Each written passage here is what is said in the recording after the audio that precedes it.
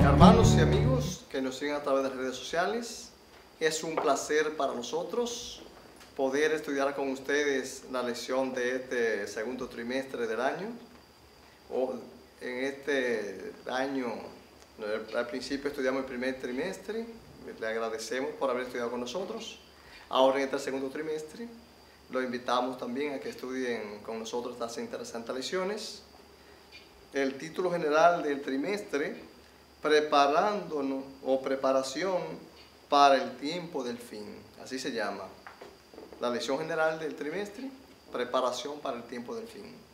Tenemos que prepararnos, tenemos que estar listos, tenemos que ayunar, orar, predicar el Evangelio, tenemos que hacer todo lo posible, todo lo que contribuya a nuestro acervo espiritual. Dice el apóstol Pablo en Efesios 6:13, dice: por tanto, tomad toda la armadura de Dios, con que podáis resistir en el día malo, y habiendo acabado todo, estar firmes. Es de la única manera que nosotros podemos resistir. El tiempo va de mal en peor, y a medida que el tiempo transcurre, más se acerca la venida de Cristo. Entonces, obviamente, debemos estar preparados para los tiempos finales. Debemos recibir ahora la lluvia temprana para que podamos recibir la lluvia tardía. Dice la señora White que si nosotros queremos estar de pie delante de los hombres, debemos estar de rodillas delante de Dios. Ya lo dijo el Señor Jesús: oren en cada momento para que no entren en tentación, porque el espíritu es fuerte, pero la carne es débil. Y el apóstol Pablo dijo: oren sin cesar. Entonces, la lección de esta semana se titula El conflicto cósmico.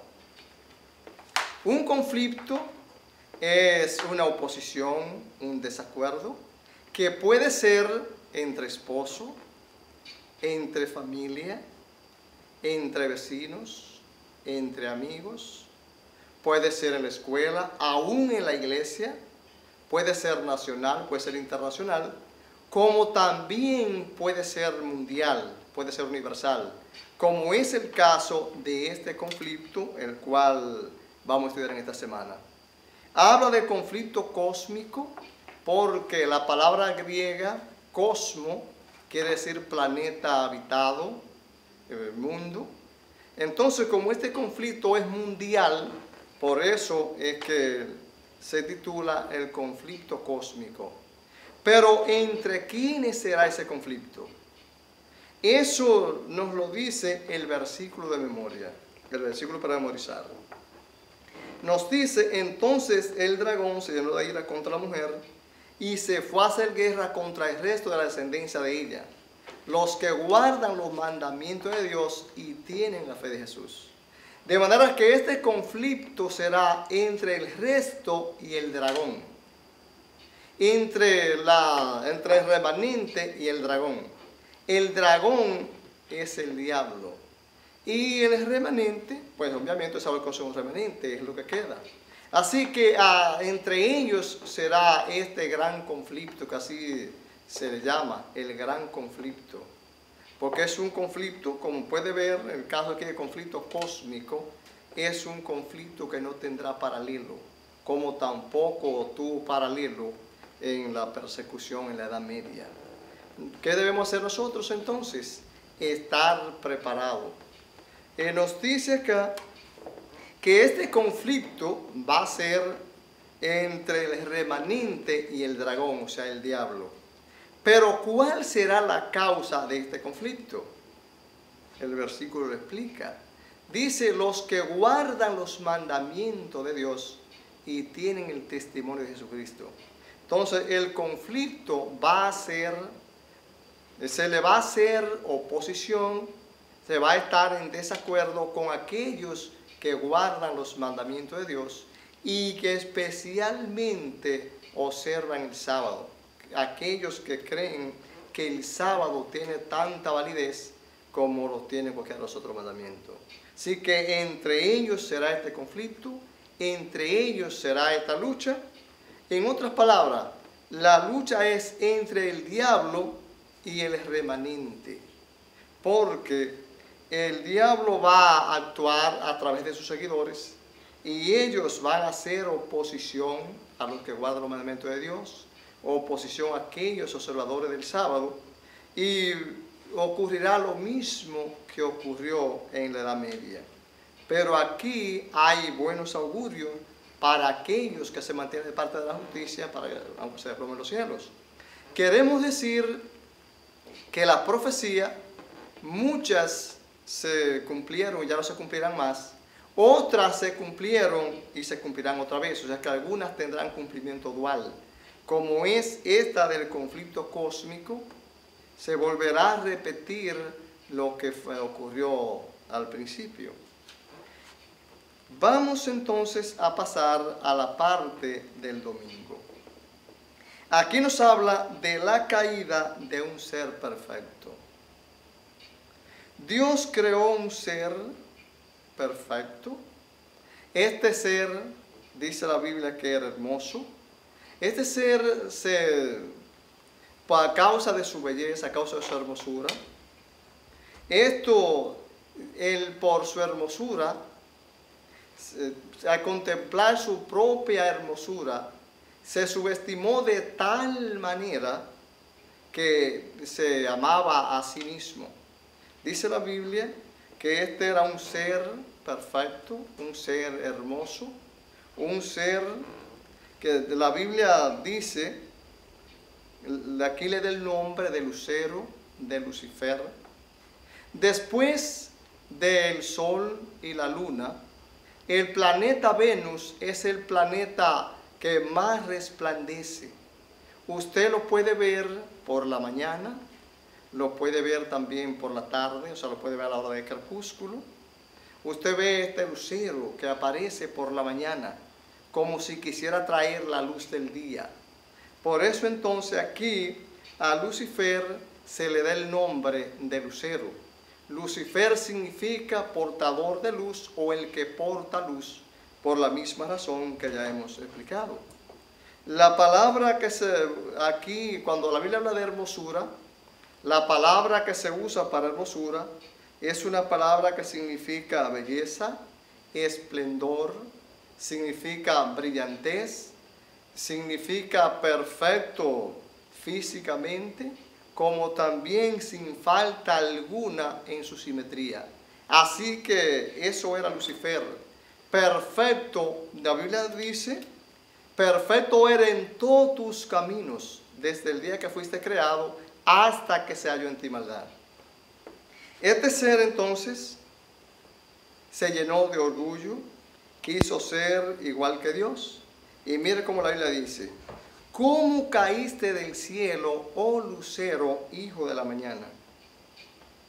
Este ser se rebeló contra Dios, se llenó de orgullo, y nosotros vemos entonces cuál fue el resultado.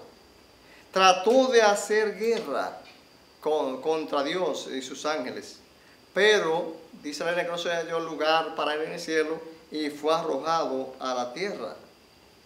Y dejó entonces, pasó de ser Lucifer a ser Satanás. Ver la diferencia. Pasó de ser entonces luz, de ser portador de luz, a convertirse en el adversario de la raza humana. Eso significa la palabra Satanás, adversario.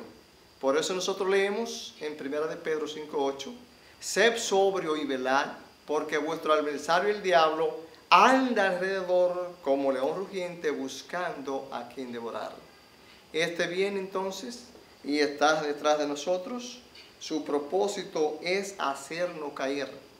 Pero ¿qué debemos hacer nosotros? Siempre nosotros debemos mantenernos de parte de Dios, obedeciendo lo que dice la Biblia. Dice el apóstol Santiago: someteos pues a Dios, dice él, resistid al diablo y de vosotros huirá. Ese que fue arrojado del cielo, ese que anda como león rugiente buscando a quien devorar, todo lo que usted y yo podemos hacer es ponernos en la mano de Dios, someternos a Él. Y me gustaría que usted pueda entender bien lo que significa la palabra someter. Significa sumisión, desde la observancia de sus mandamientos. Una persona que no observa los mandamientos de Dios es una persona que no tiene ninguna sumisión, es una persona insubordinada, es una persona que no se ajusta a los mandamientos de Dios, no obedece. Por lo tanto, el mandato bíblico es: someteos pues a Dios, resistid al diablo y de vosotros huirá. Así que da pena, es triste, ver cómo este ser perfecto cayó. Ahí con él comienza entonces el conflicto cósmico. Este conflicto comenzó en el cielo con él y ha continuado en la tierra, de tal manera que ahora toda la raza humana está envuelta en este conflicto. Quiera usted creerlo o no, usted y yo estamos envueltos en este conflicto. Pero tengo una buena noticia para usted. En este conflicto, en esta guerra, en esta lucha, usted y yo no somos más que espectadores, porque quien pelea por nosotros es Cristo Jesús. La parte del lunes, la parte que continúa, es muy interesante, porque nos habla más que conocimiento intelectual. El mundo está plagado de gente que tiene mucho conocimiento. Pero el conocimiento sin la obediencia no es muchas cosas, no vale para nada. Por eso Santiago dice que no debemos ser, dice que debemos ser hacedores, no oidores olvidadizos. Hay muchas personas que tienen mucho conocimiento, pero poca obediencia. Y en el caso de Adán y Eva, por eso vamos a estudiar aquí en la parte del lunes, más que conocimiento intelectual. Eva sabía muy bien lo que Dios le había dicho. Ellos conocían al dedillo, porque Dios les dijo todo lo que ellos tenían que hacer, pero no obedecieron la palabra de Dios. Y aquí dice la Biblia de la siguiente manera. Nosotros vemos entonces que la Biblia no da mucha explicación de cómo surgió el pecado. Ni lo hace Dios, tampoco Elena White, que nosotros somos seguidores de sus escritos.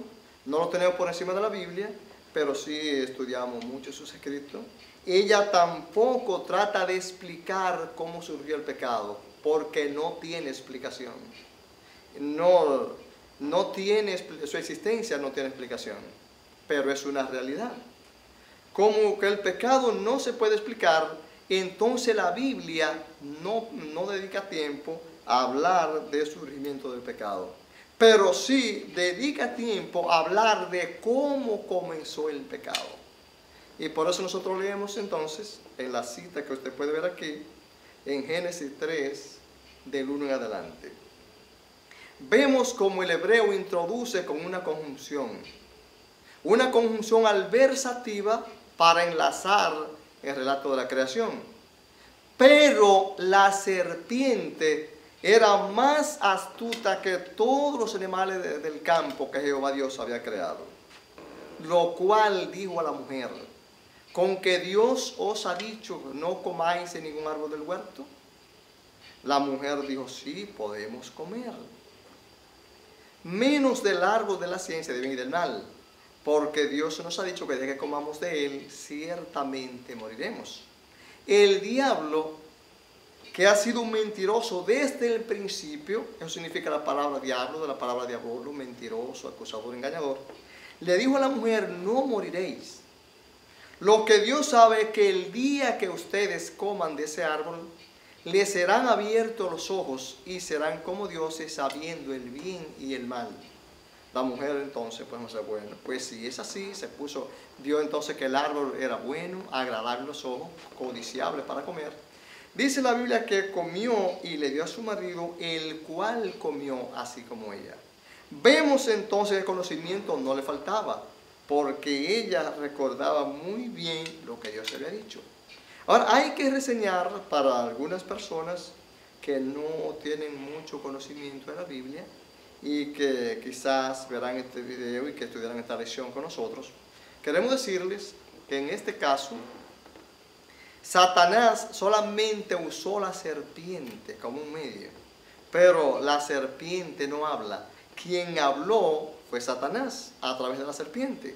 Y quisiéramos ponerle un ejemplo quizás bien conocido por usted. Usted me imagino que habrá visto algunas personas que se presentan en los medios de comunicación. Naturalmente ellos usan un muñeco. A veces las personas allí, el conductor de los programas, le formula la pregunta y usted ve que quien contesta es ese muñeco mientras ellos hacen así. Esas personas, el muñeco no está hablando. Quienes están hablando son ellos, pero usted lo ve a través del muñeco. A esas personas científicamente se llama ventrílogo porque hablan con el vientre. Para cualquiera, quien está hablando es el muñeco, más no es el muñeco, son ellos. De manera que aunque la Biblia dice que la serpiente habló y quien habló fue la serpiente, quien habló fue Satanás a través de la serpiente, porque no fue la serpiente quien halló a Adán y a Eva, sino Satanás. Entonces él fue quien habló a través de ellos. Y note, lo primero que él dice, y usted tiene que tener mucha cuenta con el enemigo, porque el enemigo, si nosotros no lo reprendemos rápido, nos enreda y cuando venimos a ver, ya nos hace pecar. Y nosotros vemos que el propósito de Eva al principio no fue pecar, porque Dios lo dijo claro. El Señor nos ha dicho que no debemos comer de ese árbol. Pero, si cabe el término, cometió el error de ponerse a hablar allí con Satanás, dedicarle tiempo a Satanás. ¿Qué es lo que nosotros debemos hacer? Huir de él. Y el enemigo sabía lo que estaba haciendo. Él sabía que no la iba a convencer con la primera mentira que habló. Porque la gente dice que la primera mentira que se habló fue no morirás. La primera mentira es creer que eso es la verdad. Eso no fue la primera mentira. La primera mentira que se habló fue con que Dios os ha dicho que no comáis de ningún árbol del huerto. La mujer dijo, claro, eso, en otras palabras, no, tú estás equivocado. Por nosotros podemos comer, Dios nos ha dado libertad de comer. Él nos ha dicho que comamos de todos estos árboles, menos de aquel, Él se ha reservado aquel, y nos ha dicho que no comamos de él, pues ya que comamos de él, ciertamente vamos a morir. Eso era lo que Satanás quería. Entonces le dijo lo siguiente, no morirán. Esta sí es la segunda mentira ahora. Lo que Dios sabe es que el día que ustedes coman de él, a ustedes se les va a abrir los ojos y serán como Dios sabiendo el bien y el mal. En otras palabras, Satanás estaba diciendo allí que Dios era egoísta y que Dios quiere ser el centro de las cosas y no le gusta que las otras personas sobresalen, como cuando gusta que le lleven la contra. Bueno, si ustedes comen de ese árbol, Dios tendrá un contrincante, porque entonces ustedes serán como Él, sabiendo el bien y el mal. Y entonces allí a la mujer se le abrió los ojos. Ya ese día el árbol le pareció codiciable, le pareció bueno, agradable a la vista. Si que a veces tú ignoras las cosas y cuando el diablo viene y te la presenta, te la hace ver linda, te le da color, te le da sabor, y eso de esa forma te engaña. Mi consejo para las personas que estamos estudiando esta lección contigo, hermano Pizarro y yo, es que tú reprendas a Satanás. Tú no puedes ponerte a hablar con Satanás. Presente a Jesús, que a través de todos los tiempos es el que lo ha vencido. En esta parte acá, que es la parte del martes, habla de guerra en el cielo y en la tierra. ¿Cómo guerra en el cielo? Sí.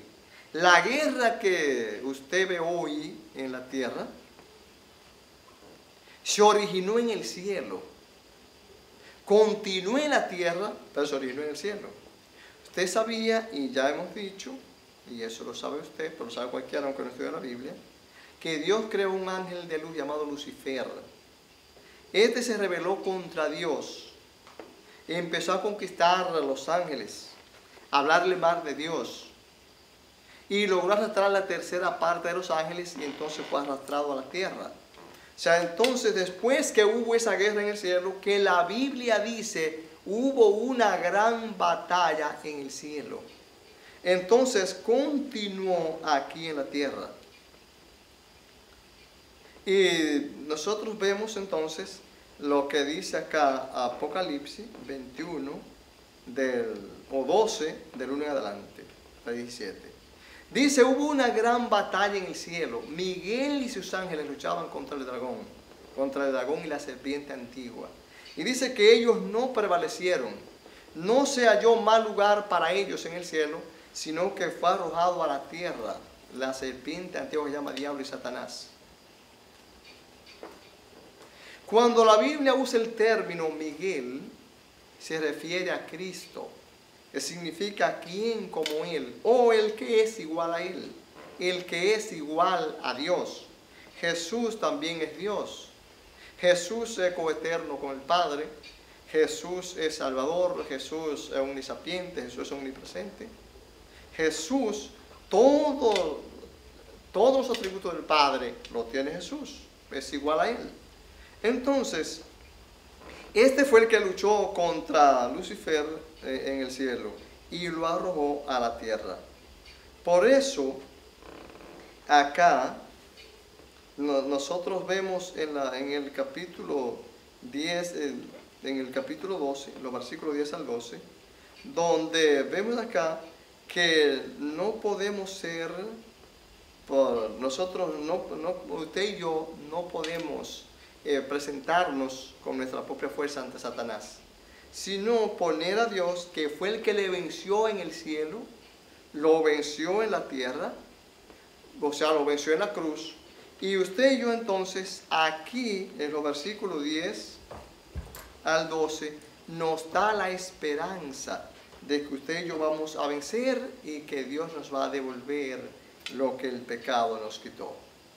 Así que entonces aprendamos a confiar en Dios, pongámonos en la mano de Dios, porque Él es el que pelea por nosotros. Esta batalla que estamos librando aquí, que de hecho es la batalla más larga que se haya conocido, que es la batalla entre el bien y el mal, donde los hijos de Dios saldrán más que vencedores, son más que vencedores, dice la Biblia.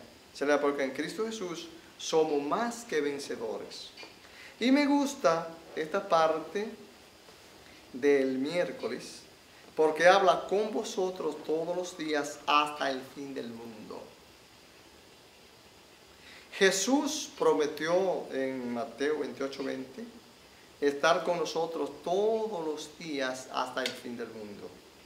Y nos habla aquí de esa gran persecución que sufrió la iglesia, que la Biblia habla de ese periodo de 1260 días o años, abarcando desde el 1538 al 1798, donde allí dice la Biblia en Daniel 7:25, y hablará palabra contra el Altísimo, y a los santos del Altísimo quebrantará, y pensará en mudar los tiempos y la ley. Vemos entonces en la forma como los cristianos sufrieron una persecución que no tuvo paralelo. Ver lo que padecieron los cristianos en la Edad Media,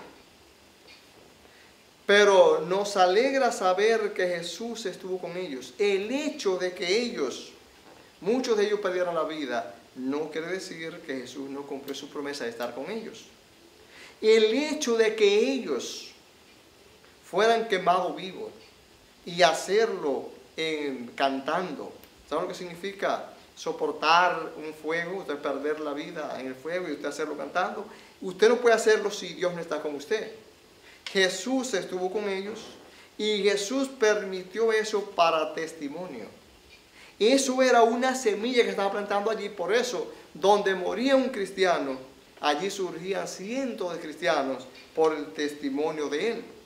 Así que Dios lo permitió y no quiere decir que no estuvo con ellos. Ellos sufrieron, soportaron todas estas cosas porque la presencia de Dios estaba con ellos. Por eso acá en Romanos 8, del 31 en adelante, dice el apóstol Pablo que nadie podrá separarnos del amor de Cristo.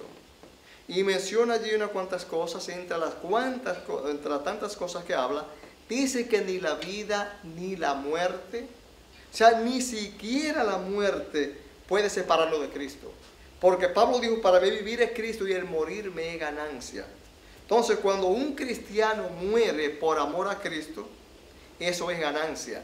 Jesús dijo, no teman al que mata al cuerpo, mas el alma no puede matarlo. Teman al que después de matar el cuerpo es capaz de destruir el alma en el infierno. O sea, a esas son las personas que no debemos temer. Y nosotros leemos en Mateo 5, los versículos 11 y 12, donde Jesús dijo, bienaventurados sois vosotros, cuando por mi causa os persigan, os vituperen, y hablen toda clase de mal contra vosotros mintiendo. Él dice, porque así trataron a los profetas que fueron antes que vosotros, y vuestro galardón será grande en los cielos. O sea, por eso Dios permitió que ellos sufrieran todas esas cosas, y Él estuvo con ellos.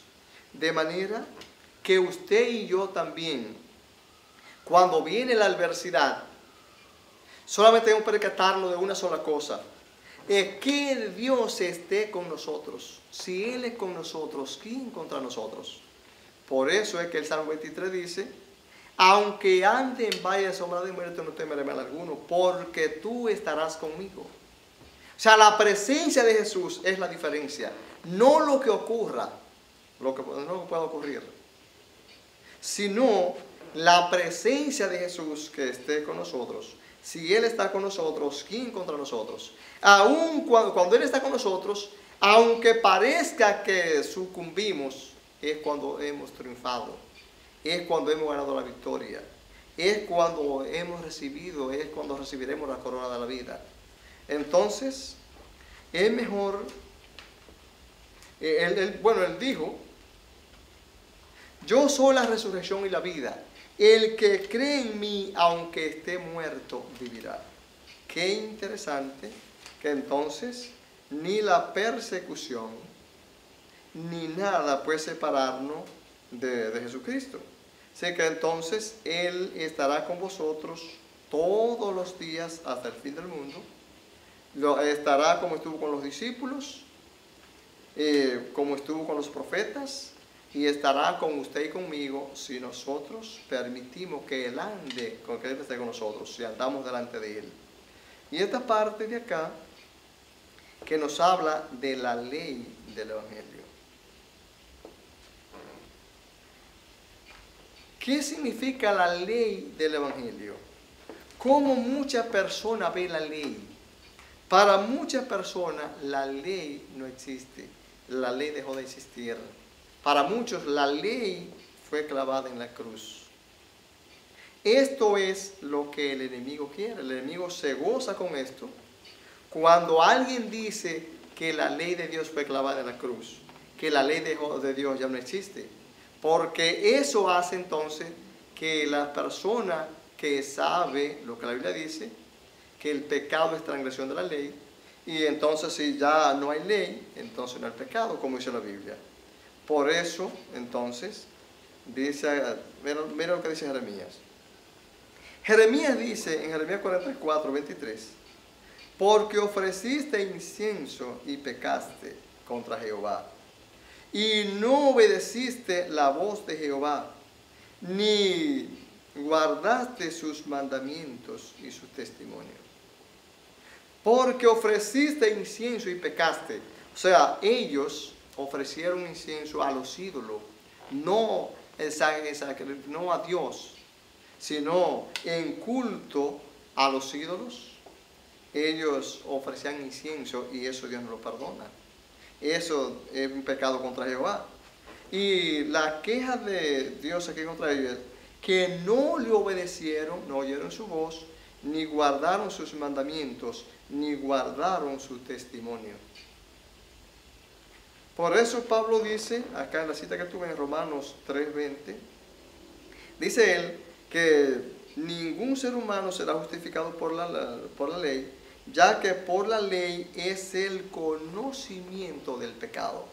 O sea, la ley no está dada para justificar. La ley está dada para señalar el pecado.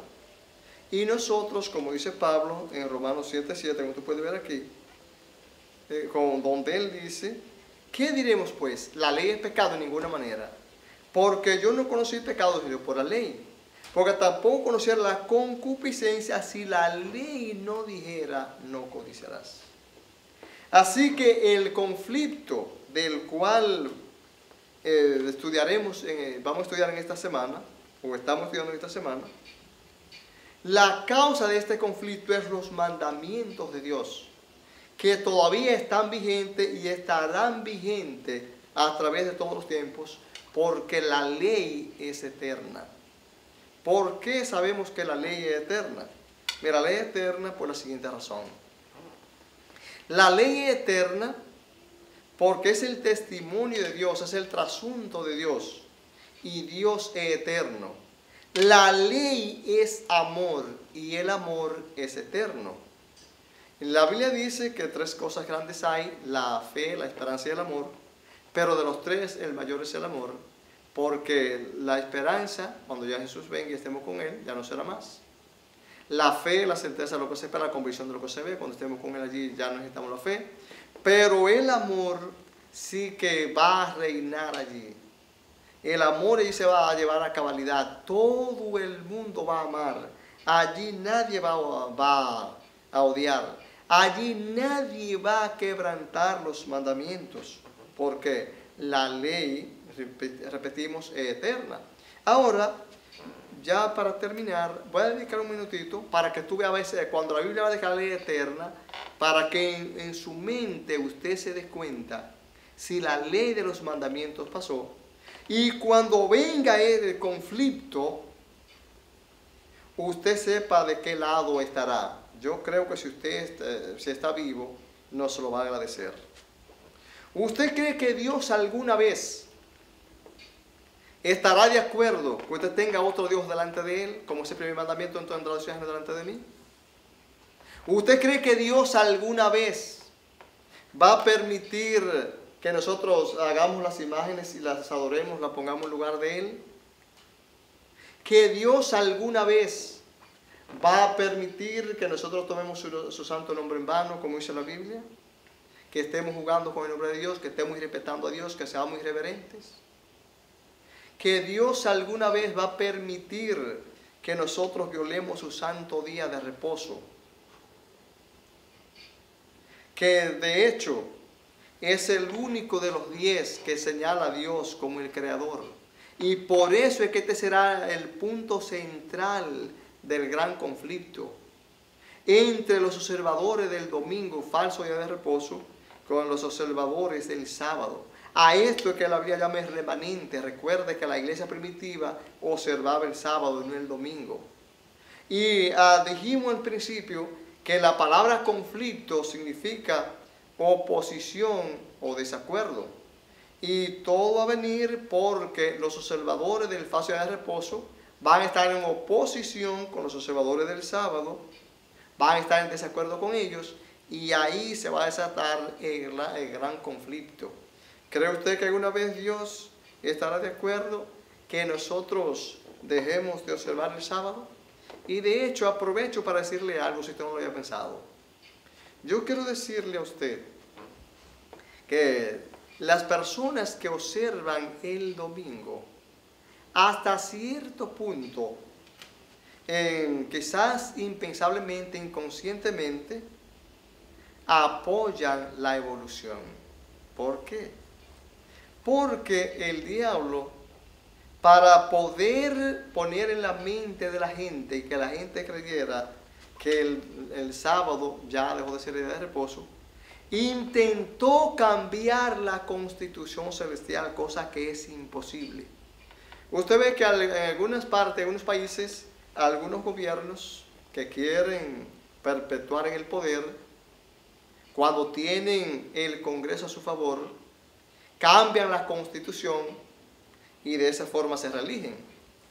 El diablo trató en cambiar, o sea, trató de hacer una enmienda a la Constitución cuando en la década de los 50, en el 1800, Darwin vino con la idea de la evolución. Cuando trajo esa idea de la evolución, con eso le iba a ayudar para cambiar, si podían, la Constitución celestial, porque la Biblia dice que es día de reposo. ¿Por qué? Porque si la gente creía en la evolución, ya era la única manera que la gente dejara de creer en el sábado, porque es el único día que enseña el sábado como a Dios como creador. Porque eso es lo único que dice: en 6 días hizo Dios los cielos y la tierra. Entonces, hermano mío, amigo mío, usted que verá este video, analícelo, sopéselo y póngase de parte, no de parte de lo que observan en el sábado, sino de parte de Dios, que es el progenitor del sábado, que fue el que lo observó y lo dio por el cuarto mandamiento. Y continúo, ya terminando. ¿Cree usted que Dios alguna vez permitirá que los hijos deshonren a los padres, que le falten el respeto, que lo humillen, como es el mandamiento a tu padre y a tu madre? Dios alguna vez quizás permitirás los homicidios, cuando la Biblia dice no matarás. ¿Alguna vez Dios va a revocar la idea? Dios va a revocar la idea del adulterio: no cometas adulterio, no hurtes, no robes. No, Dios va a revocar la idea y va a dar rienda suelta a la gente para que calumnie y codicie. Si usted cree que esto puede suceder en el gobierno de Dios, en ese gobierno teocrático, analice esto. Si su mente, si su conciencia, si ese poder, esa forma que Dios le dio a usted, como Dios lo dotó a usted de capacitación razonadora, si su conciencia le dice que no, entonces le dice a usted que los mandamientos están vigentes. Que Dios les bendiga, que Dios les guarde, y espero que nosotros aprendamos mucho de esta lección que nos habla del gran conflicto. Dios les bendiga.